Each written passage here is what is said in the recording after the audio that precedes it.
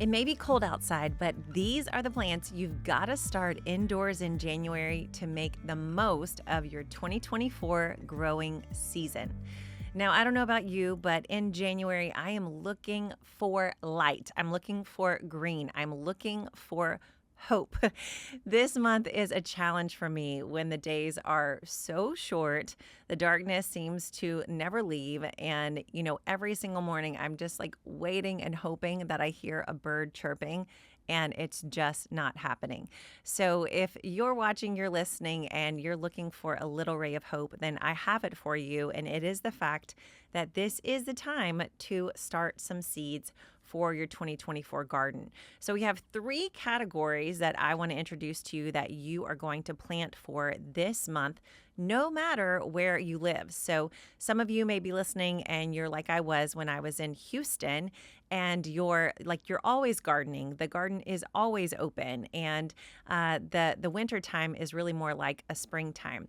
These can also still be started indoors for you. You're just going to bump them out to the garden a lot earlier than the rest of us. If you're in a more like temperate climate, like I am now in Nashville, this is super important for you. You want to get these started right away so that they're ready to move out into the garden in about 60 days. And even if, hear me out, even if it is freezing where you live, if you're in a colder climate, these still can be started indoors and they can move out into the garden either under cover, under a cold frame, or they can even be nurtured and nursed indoors until your garden finally defrost. So the first category we're going to cover, you guessed it, I'm obsessed. I'm waiting. Do you know what it is? It's herbs. So the herbs are going to be the first things you're going to start indoors.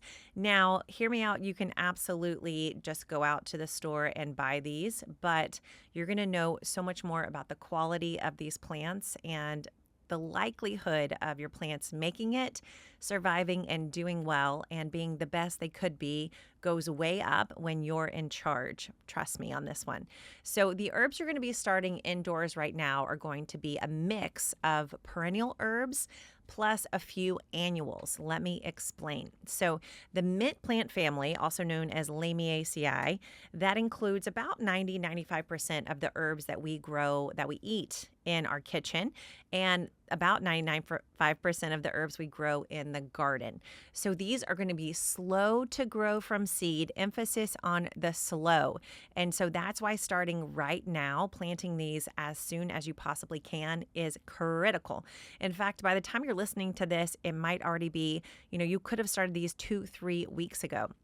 So these are going to be slow growing from seed. They're also, most of them, with the exception of maybe one or two, the seeds are so tiny. So it's a little bit of a challenge to get just one seed into every cell as you start these out.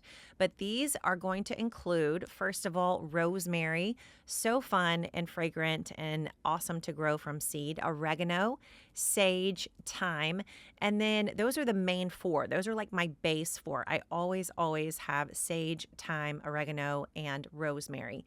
Then if you want to branch out, if you're one of those foodies and you like some extra flavors, you could do marjoram, winter savory, summer savory, any of the other perennials in that mint plant family, the Lamiaceae plant family. So those need to be started by seed like yesterday, because oregano, rosemary, thyme, and sage, those are all slow growing herbs. So they're going to take quite a bit to go from seed to a plant that's large enough to substantiate you actually like pulling it out of the cell and putting it into a container or into your raised bed kitchen gardens. So if you don't start with anything else, if you are like, I'm not ready to go there with my planting yet, you have to at least start these herb seeds. Now let's go to the annuals. So you got the perennials, rosemary, sage, thyme, and sage. Those are our essentials. And then we have a couple of annuals you could start right now as well. And that's going to be cilantro, dill, and parsley. These are in the Apiaceae plant family, the carrot plant family. They can all go out into the garden as plants, even when there's a chance of frost. So as soon as your soil is workable, these plants can make their way to the garden. So we need a jump start, right? We got to get these going indoors so that we can make the most of them when our outdoor space opens up. So dill and cilantro are going to grow pretty quickly from seed. Parsley, I found, at least in my experience, is a little bit more of a slow grower. So if you're going to pick one to prioritize, give your parsley more space. The good news is parsley lasts the longest. So it's one of those funny things where it's like, I'm going to make you pay at the beginning. Like you're going to have to be patient for me, but then it's going to pay off. So you pay hard at the beginning, but then it really pays off. Just today, I was in my garden. Most things have died. The cilantro and the dill are long gone, but the parsley I planted way back in February, it's still there. I just picked some this morning for an omelet. So it's well worth the wait. So parsley, dill, and cilantro, those seeds need to go into the garden or go into some soil starting mix, some seed starting mix right away, with the emphasis and the priority on the parsley because it takes the longest. So those are the key herbs I would start from seed right now. Now, the only other one that I would add to this in the herb, categories would be some chives. Chives do grow pretty easily from seed, but I'll be honest, I usually buy my chives as a plant from the growers. One reason is because I haven't had success growing them by seed. So that's a good reason. The other is I just find they're too slow to take off. And in the time that I would take nursing and, nurturing and stressing over getting that little tiny onion-like seed to grow into a full chive plant, I can drive down to my local nursery and literally buy about 20. So you decide, but if you do want to try your hand at growing it, absolutely worth it. The chives will come back year after year. You can divide them, they multiply. Do this once, make it happen once, and you're set with chives for life, not even exaggerating one single bit. All right, moving on to the next category, and that is going to be your large, cool season plants. So if you've been around gardening for a while, you know that I love to categorize plants. This helps my crazy brain keep it all organized. And so first we got our cool season. So these are plants that don't mind frost. They thrive in frost. They are frost tolerant. They're frost resistant. They can handle some frost, y'all. Okay. So that's the first category. They have to be frost tolerant or resistant. The second is that they're a large plant. This is a plant that's going to need 90, 100 plus days to go from seed to harvest. We want to start these indoors or buy them as plants from the nursery. Reason being, we are going to have somewhat of a, abbreviated cool season. We may have 60, we may have 90 days. And then as soon as our last frost date passes, those things are on. I mean, the time is ticking, the clock is ticking, and we don't know how much longer that plant can stay in the garden. And so we want to get a jump start and really put a plant into the garden rather than a seed when we can finally dig into the soil and get things going. So these are going to be large plants in the cool season. So my favorite kale, is kale. So Toscano kale, red Russian kale, purple kale, Scotch something, blue curled Scotch kale, kale again. You can start any kind of kale you want. This past year, I tried some new varieties. Will not be growing them again because they just weren't as good. But I will forever stand Toscano kale. Like I will do it forever, and also blue Scotch curled. Those two are my faves. They're all still growing in my garden, and I started these from seed way back in January. So take it from me, January to December, same seed that I started. That's so cool, right? So kale. Next up would be some other brassicas like mustards, bok choy, and then the fruiting ones. So broccoli, cauliflower, that really alien looking one, the Romanesco, whatever that's called, and then cabbages. So all of those greens need 90, 100 plus days in the garden, and they're all in the brassica plant family. So you can just literally run around and get all those seeds, and they're all going to be going into some seed starting mix right away this month so that they're ready to go out to the garden when it's time. So if you're in Houston, if you're like in a warm area, they could go out, like you could literally go buy those plants right now and stick them in your garden. If you start them indoors, you want to rush the process. Like you want them to get to a plantable size as fast as possible and get them out into the garden by February because temps are going to start to rise. And as soon as things start hitting the 80s and the 90s, these plants, except for the kale, are not going to be loving life.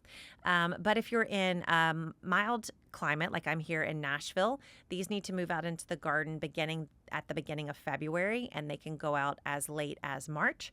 And then if you're in a colder climate, like I was in Chicago, then you're going to put these out right around the middle of March, about 60 days before your last frost date, which is right around Mother's Day. So I failed to list one more large green for the cool season, and that is my bay Swiss chard. The most beautiful plant, I think. I would put it all over my lawn if I could. But Swiss chard is so beautiful. It's actually in the Amaranthaceae family, the goosefoot, the spinach family. That one needs to be started indoors as well because it takes a while to take off. But again, just like the parsley, slow to come and then just boom. I mean, it's leaf after leaf after leaf for so long. You can have these in the garden. In a mild climate, you could have them year round. So those are the next sets of plants that you want to be starting by seed indoors in January. Now, our last category are going to be what I call slow growing warm season plants. So these are not going to move out to the garden until after the last frost has passed, unless you've got special situations like a greenhouse or a cold frame or something like that. But these aren't going to go outside for quite some time. These are just slow movers. You know what I'm saying? They take forever to wake up. So every year I wait too long to start peppers. I don't know why I can't get it through my head. Peppers they need a lot of time. I don't know what it is about peppers, but they want a long time to wake up. And then even when they do wake up, they need the conditions just right in order to grow quickly.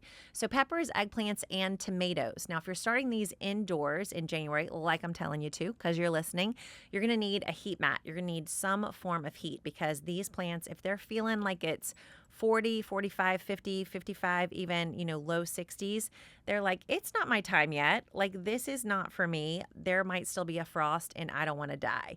And so we have to trick them into thinking like, no, seriously, it is spring. Like the frost has gone. You can do your thing now.